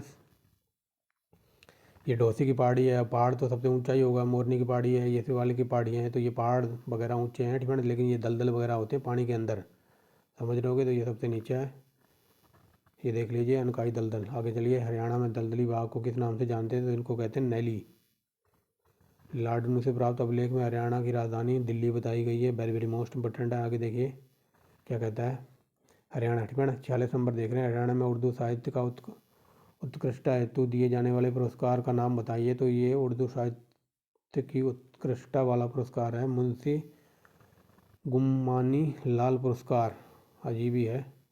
आगे चलते हैं, निम्नलिखित में से कौन सा राजनीतिज्ञ ने सेफ गेम में 3 स्वर्ण पदक जीते थे? तो ये राव इंद्रजीत ने सेफ गेम में 3 गोल्ड मेडल जीते थे। आगे चलिए, ठीक है, आगे चलिए, उत्तर दक्षिण कॉरिडोर हरियाणा राज्य के इन सभी जिलों से निकलता है, तो ये है पंचकुला से। ठीक है, यानी कि अम्बाला से निकलता है, सोनीपत से निकलता है, करनाल से निकलता है। यहाँ पर उत्तर दक्षिणी कॉरिडोर की बात की गई है, तो ये पंचकुला से नहीं निकलता। अगर ये पूछ ले स्वर्ण, ठीक है ना, अगर क्वेश्चन ये पूछ ले कि जो स्वर्ण चतुर्भुज योजना चल रही है, तो ये कहाँ पर मिलती है, उत्तर प्रदेश में कहाँ मिलती है? तो उत्तर प्रदेश का एक शहर पड़ता है झांसी।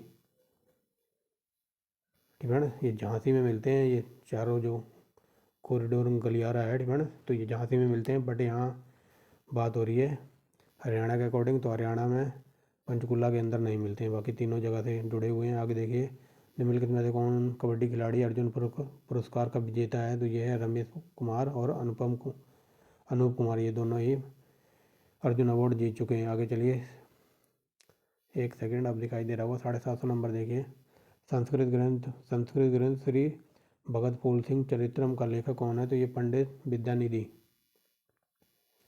नेक्स्ट देखिए, अमेरिका टैंक जॉइंट सिक्कों ने डैश में अपनी 5वीं वैश्विक साइबर रेंज प्रयोगशाला स्टार्ट की है, तो ये अमेरिका वैश्विक ने गुरुग्राम में। आगे देखिए, करनाल से सांसद अश्विनी कुमार किस समाचार पत्र से संबंधित है? ये पंजाब केसरी। आगे देखिए, ये स्टैटिक जीके का क्वेश्चन आ गया। ठीक है, जादू टोना वगैरह तंत्र मंत्र है, ये अथर्ववेद में है। ठीक है, ये स्टैटिक जीके का क्वेश्चन पड़ गया बीच में।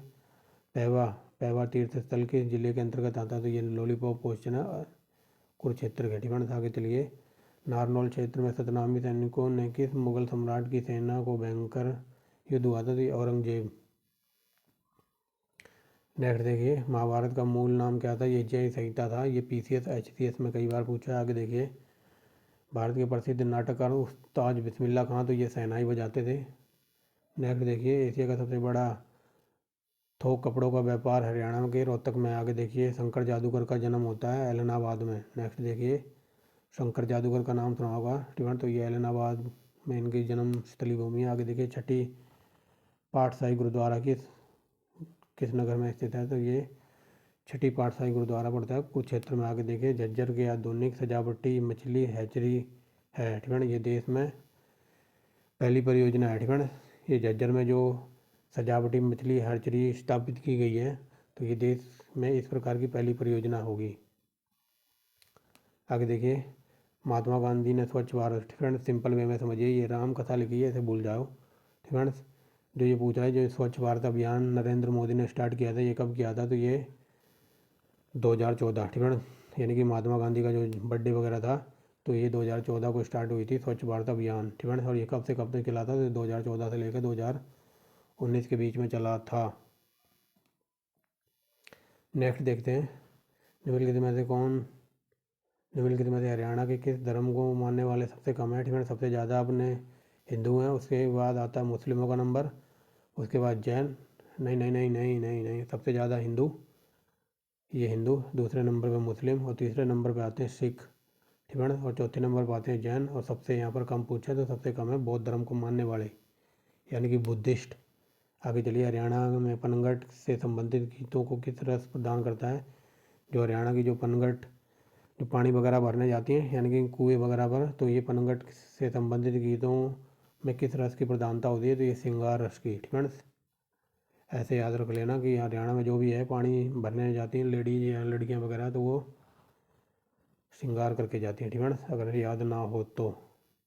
बाकी वो गीत गाती हैं तो वो उसमें श्रृंगार रस झलकता है। आगे चलिए, इब्राहिम लोदी ने बनवाया, ठीक है ना, ख्वाजा खिज्र खां का मकबरा जो इब्राहिम लोदी ने बनवाया, तो ये सोनीपत में है, ठीक है ना, याद रखेंगे। और कई बार ये पूछ ले कि खिज्र खां का मकबरा कहाँ है, तो सोनीपत में, और किसने बनवाया था, तो ये इब्राहिम लोदी ने। और इब्राहिम लोदी का मकबरा कहाँ है, तो ये है PNP।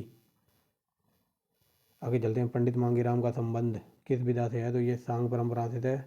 इमलोटा दादरी जिला में फाल्गुन मास में किस देवता का भारी मेला लगता है, तो ये हनुमान जी का मेला लगता है। आगे चलते हैं, समाज सुधारक पंडित बस्ती राम का जन्म खेड़ा सुल्ताना में हुआ था। आगे चलिए, किस नगर के मकबरे को, ठीक है ना, जो हरियाणा का थानेश्वर का मकबरा है, तो उसको हरियाणा का ताजमहल कहा जाता है, ठीक है ना, समझ गए होंगे, हरियाणा का ताजमहल कहा जाता है।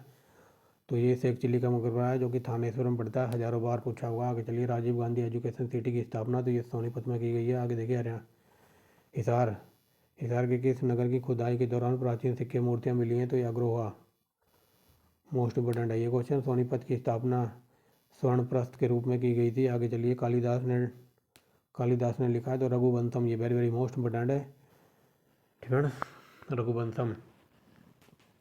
रामायण किसने लिखी है, तो आई थिंक वाल्मीकि ने, रघुवंशम कालिदास की है, और महाभारत वेद व्यास, और हर्षचरित्र लिखी है बाण भट्ट ने। आगे चलते हैं, हरियाणा के तीर्थ दर्शन योजना डैश के लिए है, तो ये वरिष्ठ नागरिकों के लिए है, यानी कि सीनियर सिटीजन। नेक्स्ट देखिए, किस नृत्य विधा में पुरुषों और महिलाओं दोनों के द्वारा प्रदर्शन किया जाता है, तो डफ। युद्ध चरित्र किसके द्वारा लिखी गई थी, तो युद्ध चरित्र लिखी गई थी खुशीराम शर्मा के द्वारा। आगे देखिए, हरियाणा में असहयोग आंदोलन 1920 में चला था, यानी कि पूरे भारत में ही चला था ये। आगे चलिए, प्रथम विश्व युद्ध के दौरान सबसे ज़्यादा जो सिपाही भर्ती हुए थे, तो ये हुए थे रोहतक से। नेक्स्ट देखिए, सबसे अधिक संस्कृत विद्वानों का निर्माण करने वाला शेखावटी, ठीक है ना, शेखावटी ब्रह्मचार्य आश्रम, तो ये भिवाड़ी में पड़ता है। आगे चलिए, पितरों के श्राद्ध के लिए गया जैसा महत्वपूर्ण तीर्थ, तो ये पहलगाम में पड़ता है, कुरुक्षेत्र में, ठीक है ना, ठीक है ना, ये पितरों के दान के लिए है पहवा, ठीक है ना, और ये पहवा पड़ता है KUK के अंडर। जींद का विद्रोह स्टार्ट हुआ था 1814 में। आगे देखिए, प्राण सांकली के लेखक थे ये चौरंगी नाथ। आगे देखिए, कुरुक्षेत्र के थानेश्वर मंदिर का पुनर्निर्माण निम्नलिखित में से किसने करवाया था, तो ये करवाया था मराठा सदाशिव राव के द्वारा। लाखन माजरा निम्नलिखित में से किस धार्मिक और ऐतिहासिक स्थल है, तो ये है मंजी साहब गुरुद्वारा, ठीक है ना। लाखन माजरे में कौन सा धार्मिक तीर्थ और ऐतिहासिक स्थल है, तो ये लाखन माजरा में है मंजी साहब का गुरुद्वारा। आगे देखिए, ठीक है ना, 2017 में सूरजकुंड मेले को डैश के नाम से जाना जाता था, क्योंकि सभी हितधारकों को नगद रहित कैश लेन देन करने हेतु विकल्प प्रदान किया गया था, तो ये कैशलेस मेला के नाम से जाना जाता था, यानी कि 2017 का जो सूरजकुंड का मेला था, तो उसको कैशलेस के नाम से जाना जाता है, ठीक है ना। ऐसे भी क्वेश्चन बन सकता है। नेक्स्ट देखिए, हरियाणा में जन्मेजय, ठीक है ना, हरियाणा के राजा जन्मेजय का संबंध था सफीदों से। आगे देखिए, संत सूरदास ने संगीतों की शिक्षा कहाँ से ली थी, तो ये ली थी संत हरिदास से। आगे देखिए, सूरजकुंड का निर्माण तो किसने कराया था, अनंगपाल द्वितीय ने। आगे देखिए, ठीक है ना, माउंट एवरेस्ट पे नेपाल की तरफ और चीन की तरफ से दोनों तरफ से चढ़ाई करने वाली हैं ये अनुता कुंडू। नेक्स्ट देखिए, हरियाणा निम्नलिखित में से किस शहर में भारतीय प्रबंधन स्थित है, तो ये रोहतक में। आगे देखिए सोना कार रैली, तो ये पुरानी कारों की रैली होती है। डिफेंस सोना में जो कार रैली होती है तो ये पुरानी कारों की होती है। आगे चलिए, थानेश्वर के राजा प्रभाकर बर्दन ने किस विदेशी आक्रमण को हराया था, तो ये हूणों को हराया था। लेकिन कई बार ये पूछ लेता है हूणों को डायरेक्ट किसने हराया था, तो स्कंदगुप्त का नाम याद रखेंगे। नेक्स्ट देखिए, कुरुक्षेत्र निम्नलिखित में से कौन सा त्यौहार वार्षिक रूप में मनाया जाता है, तो ये है गीता जयंती महोत्सव। ये हर साल सेलिब्रेट होता है। आगे देखिए, हरियाणा की प्रथम डाकघर पासपोर्ट सेवा, तो ये करनाल में खोला गया। आगे देखिए, हरियाणा में प्रथम मोबाइल न्यायालय कहाँ स्थापित किया गया है और ये कब किया गया है। ठीक है, यहाँ पर पूछा है कहाँ स्थापित किया गया है, तो ये महेंद्रगढ़। ठीक है, महेंद्रगढ़ में बागोत नाम का गांव है, वहाँ पर स्टार्ट किया गया है और ये कब 2007 में। ठीक है, बैसाखी का त्यौहार अप्रैल में मनाते हैं। राजा पुलकेशिन द्वितीय को हर्षवर्धन ने हराया था, तो ये चालुक्य वंश का था। लेकिन यहाँ से कि क्वेश्चन अगर डीप में बन जाए,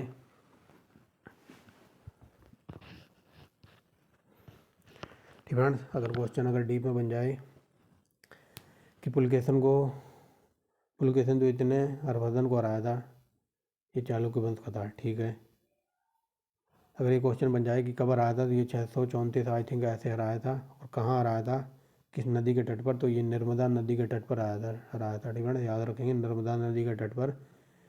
ये HCS वगैरह का पूछा हुआ क्वेश्चन है। ठीक है, किस तट पर हराया था। कई बार ये पूछ लेता कि जो पुलकेशिन द्वितीय की और हर्षवर्धन की लड़ाई हुई थी कहाँ पर हुई थी, तो नर्मदा नदी के तट पर। आगे चलते हैं, कुषाणकालीन बौद्ध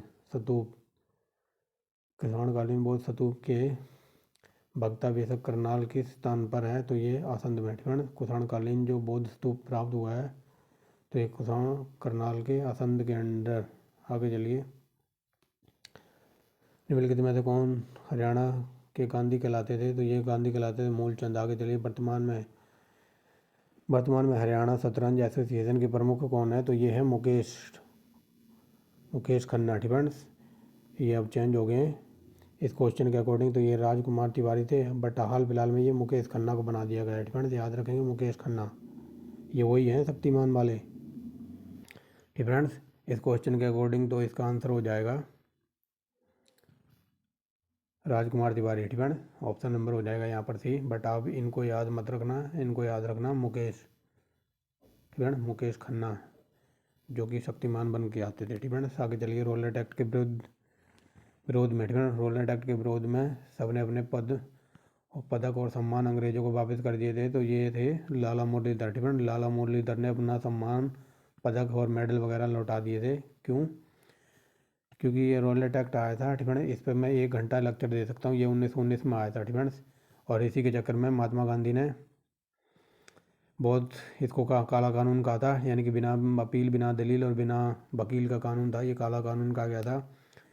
और इसी का विरोध करने के लिए लोग इकट्ठे हुए थे। पंजाब में पड़ता है, हम पंजाब के अमृतसर में पड़ता है जलियांवाला बाग। ठीक है, और उसी में आज भी आप जाके देखोगे वो जलियांवाला बाग है, तो उसमें एक ही गेट है और उस गेट में भी जनरल डायर ने लगवा दिया था ताला और अंधाधुंध गोलियां चलवा ली थी। हज़ारों लोग मारे गए थे। ठीक फ्रेंड्स, याद रखेंगे, बट मैं ज़्यादा डिटेल में नहीं जाना चाहता। और इसी जलियांवाला बाग हत्याकांड के चक्कर में जो रविंद्रनाथ टैगोर थे, उन्होंने अपनी नाइटहुड की उपाधि अंग्रेजों के मुंह पर दे के मारी थी। फ्रेंड, बट यहाँ बात हो रही है हरियाणा के अकॉर्डिंग, तो हरियाणा में ऐसा किया था लाला मुरलीधर ने। ठीक है, इस रोलेट एक्ट पर में पूरा लेक्चर दिया हुआ है, आप जाके मॉडर्न हिस्ट्री में देख सकते हैं। आगे चलिए, पंचायती राज व्यवस्था के सामान्य वर्ग में न्यूनतम शैक्षणिक आयु कितनी है, तो ये 10वीं पास है। आगे देखिए, अपने रीति रिवाज पुस्तक, तो ये सुमेर चंद ने लिखी थी। कर्ण तालाब, तो ये रोहतक में है। गऊ कर्ण तालाब, तो ये रोहतक में बनवाया गया। आगे चलिए, हरियाणा का पहला पेपरलेस विभाग कौन सा है, तो ये है औद्योगिक परीक्षण विभाग, ऑप्शन नंबर ए। नेक्स्ट देखिए, हरियाणा में ई स्टाम्प का संबंध अग्रणी जिला कौन सा है, तो ये है राज्यसभा। आगे देखिए, एक सेकंड। ठीक है ना, यहाँ क्वेश्चन ये पूछने की कोशिश कर रहे हैं हरियाणा में ई स्टाम्प का संबंध किससे है। ठीक है ना, जिले से नहीं। ठीक है ना, यहाँ पर ये आएगा हरियाणा में ई स्टाम्प का संबंध किससे है। ठीक है ना, किस से है। ठीक है ना, तो ये राजस्व से है, यानी कि रेवेन्यू। फ्रेंड्स, ये थोड़ा प्रिंटिंग मिस्टेक है।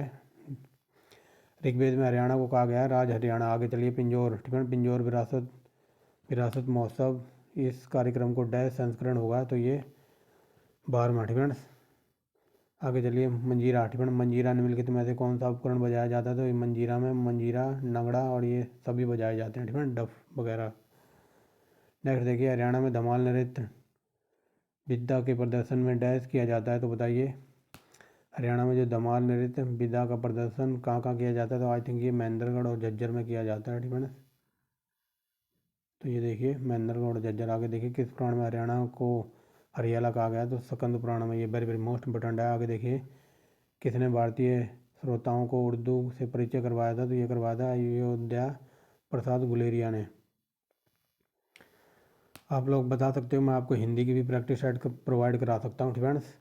बाकी आप ये मत सोचना कि सर एंसेंट हिस्ट्री, प्राचीन भारत, मध्यकालीन भारत कराया हुआ है। सब कुछ डिटेल में आपको करा रखा है, दोबारा कराने की ज़रूरत नहीं है।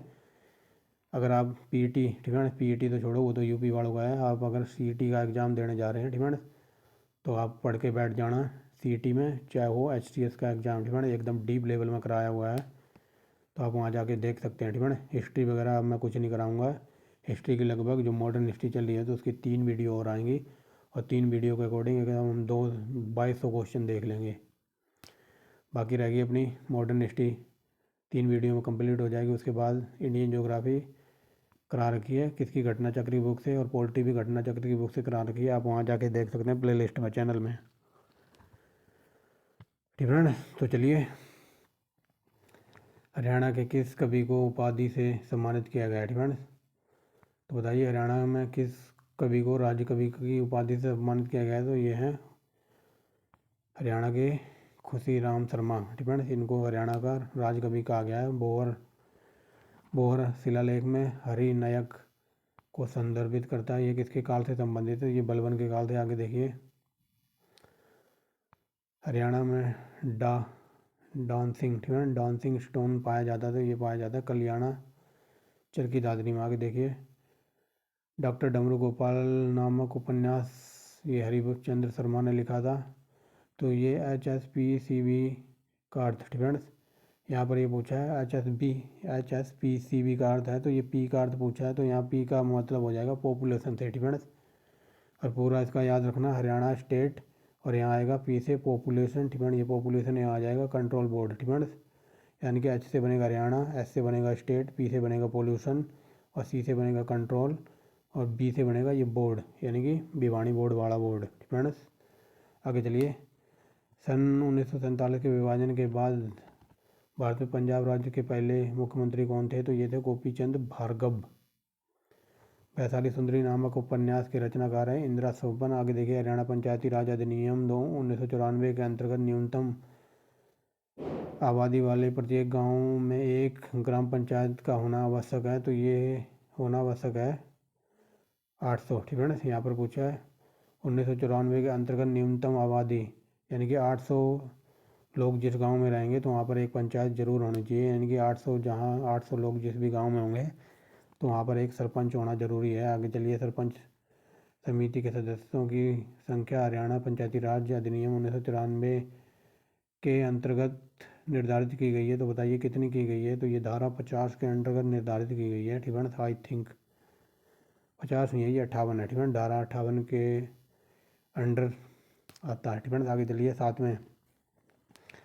सातवें वेतन आयोग के अनुसार हरियाणा राज्य पेंशन और पारिवारिक में संशोधन की अनुमति देने वाला हरियाणा देश का पहला जिला है। ठीक है, पहला जिला नहीं, पहला राज्य। आगे देखिए, नरदंश नामक उपन्यास के लिखा था, तो ये राकेश बैट्स ने लिखा था। झूमर नृत्य को हरियाणा में गिद्दा भी कहते हैं। ठीक है। आगे चलिए, महाकाव्य महाभारत सरिस्का। ठीक है, ये सरिस्का सिरसा का पुराना नाम था, इतना याद रखना, कई बार बता दिया है। हरियाणा की सबसे बड़ी बागबानी मंडी का निर्माण हरियाणा में सोनीपत में किया गया है। आगे चलिए, जुगल किशोर बिरला द्वारा वर्ष 1952 में बिरला मंदिर का निर्माण थानेश्वर में किया गया था। जाल और मुक्ति, तो ये हेमराज निर्गम ने लिखा है। ठीक है। आगे चलिए, कि इस बौद्धिक साहित्य में हरियाणा के बारे में जानकारी मिलती है, तो ये मंजी निकाय और दिव्यवदान में। वेरी वेरी मोस्ट इंपॉर्टेंट है। आगे देखिए, एम्प्टीनेस गाने। ठीक है ना, एम्प्टीनेस गाने के लिए मशहूर हो गए जिसे तूने मेरे जाना के नाम से भी जाना जाता है, तो ये है गजेंद्र सिंह वर्मा।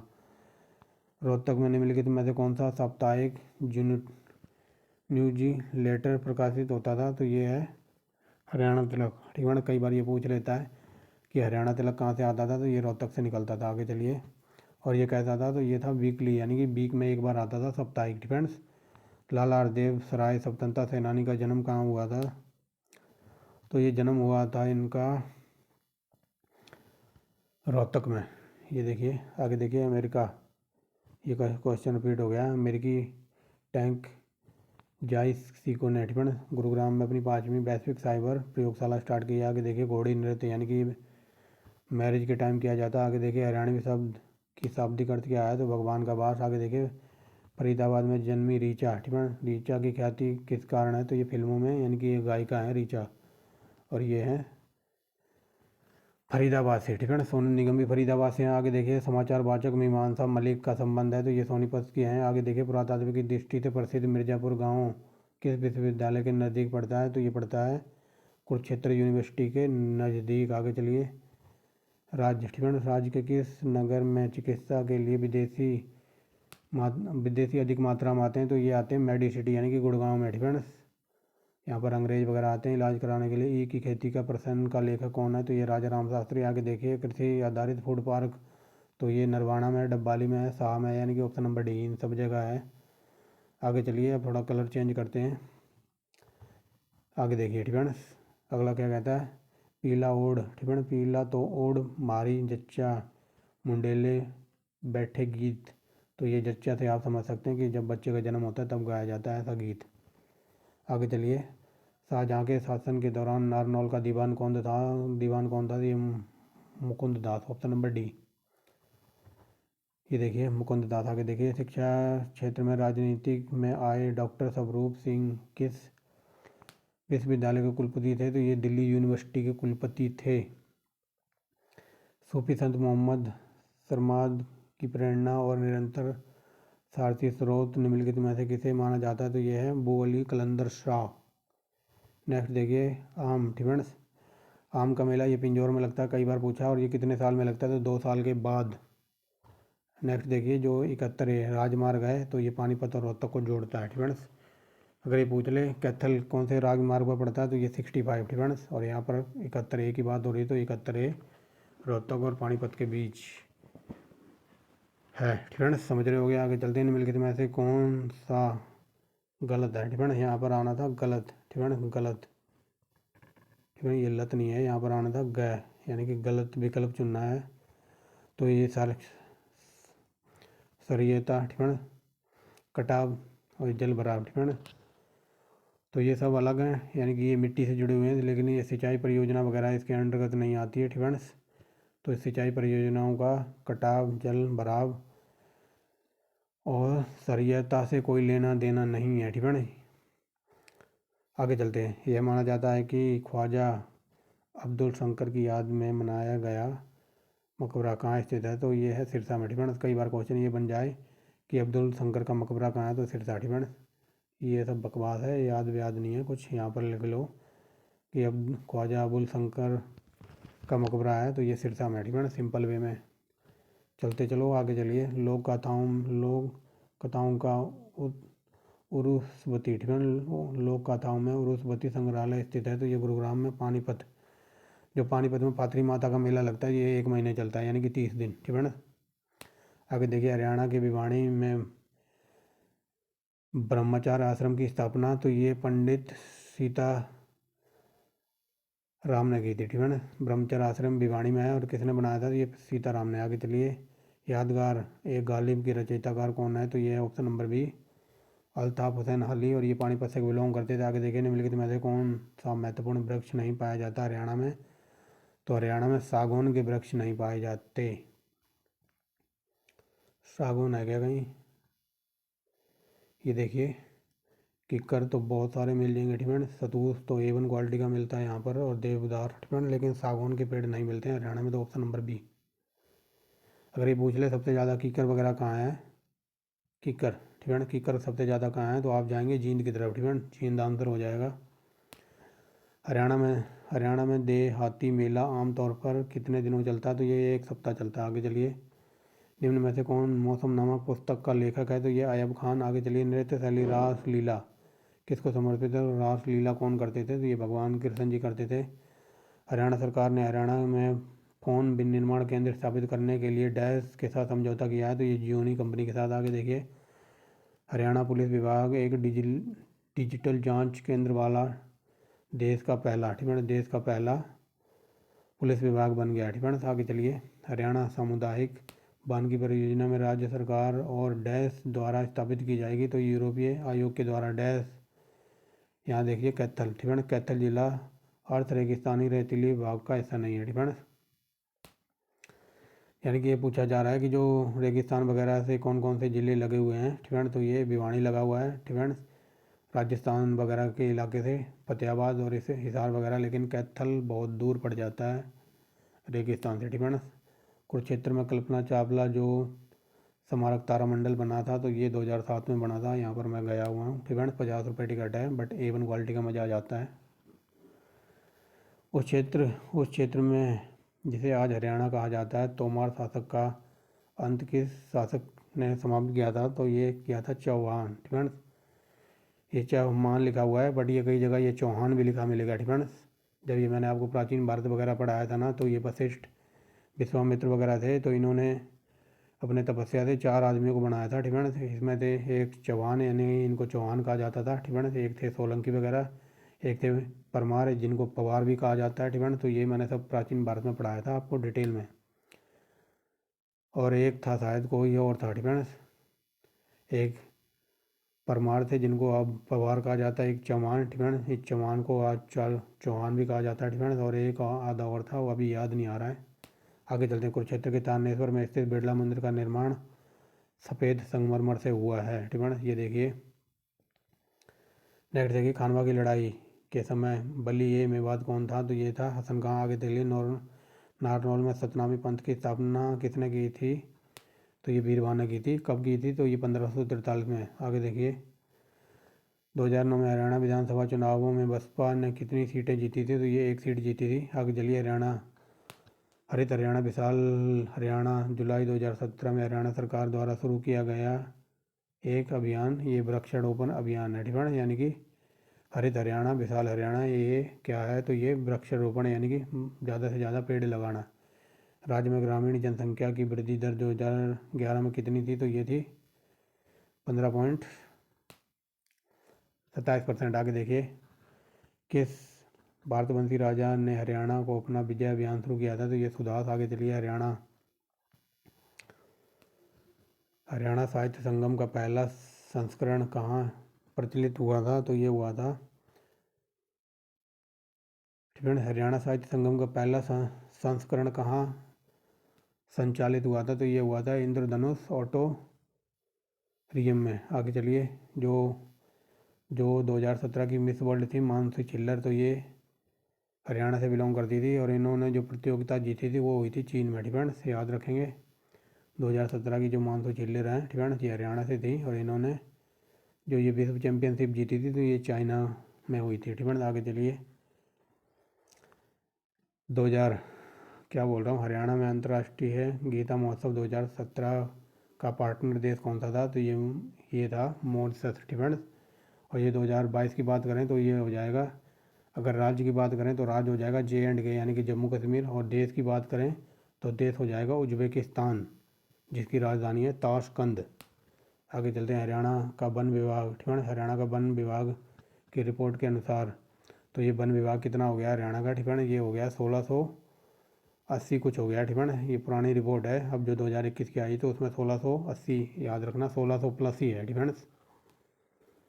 ये सारे ऑप्शन गलत हैं, 1000 तो बिल्कुल कम है, ठीक है। ये भी नहीं है, 1580 ये पिछली रिपोर्ट में था, अब ये 1680, ठीक है। 60 से 80 के बीच में हो गया, बट अब ये एग्जैक्ट याद नहीं है, बट इतना याद रखना 1650 से प्लस है, ठीक है।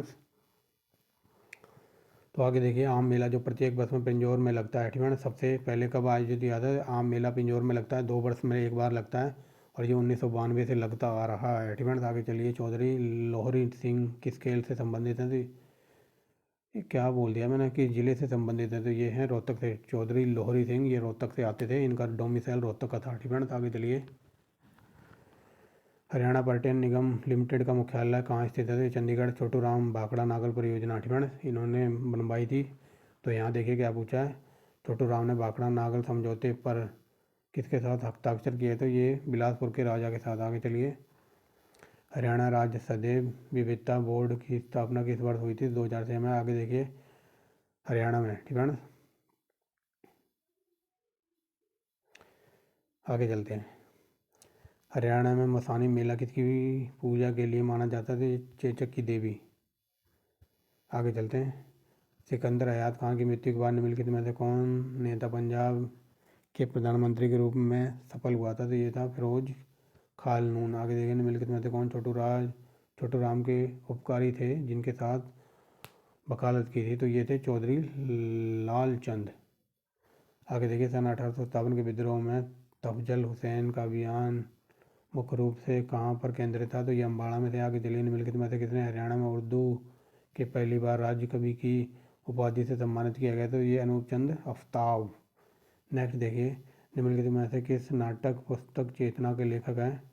तो ये केशव चंद्र बदावन, ठीक है। नाटक पुस्तक चेतना के लेखक हैं केशव चंद्र बदावन। नेक्स्ट देखिए क्या कहता है, 19वीं सदी में झज्जर में विशंबर दयाल शर्मा कौन सा समाचार पत्र निकालते थे? ये भारत प्रताप। पानीपत के तीसरे युद्ध के बाद किस राजा ने मेवात झज्जर रोहतक के क्षेत्र पर कब्जा कर जाट प्रभुत्व कायम किया था? तो ये थे सूरजमल, और इनको जाटों का प्लाटून भी कहा जाता है। आगे चलिए हरियाणा की अस्थाई छिछली झीलों को किस नाम से जाना जाता है? तो ये जाना जाता है डांड या बडावली, ठीक है। आगे चलिए 0 से 6 साल के बच्चों की संख्या किस जिले में सबसे ज़्यादा है? तो ये फरीदाबाद। नेक्स्ट देखिए क्या कहता है, AR मंगलम यूनिवर्सिटी, तो ये गुरुग्राम में है। शुद्ध अभिलेख कहाँ से प्राप्त हुए हैं? तो ये जगाधरी से। नेक्स्ट देखिए क्या कहता है 92 नंबर, मशकंड डांस हरियाणा के विशेष रूप में कहाँ किया जाता है? तो रोहतक में। आगे चलिए हरियाणा का कौन सा जिला कागज, तो ये कागज पेपर सिटी कहा जाता है यमुनानगर को, ठीक है ना, कई बार बता दिया है। किस राज्य में पंचायत चुनाव के प्रत्याशी के लिए घर में शौचालय अनिवार्य है? तो हरियाणा में ऐसा होना चाहिए, ठीक है ना। अगर आप सरपंच बनने जा रहे हैं तो आपके घर में भाई शौचालय होना चाहिए, संडास होना चाहिए, ठीक है। नेक्स्ट देखिए सिक्खों के गुरु बंदा बहादुर ने हरियाणा के किस स्थान पर सैनिक मुख्यालय बनाया था? तो ये बनाया था श्री खंड रोहतक। नेक्स्ट देखिए लाला लाजपत राय हिसार कब लौटे थे? 1892।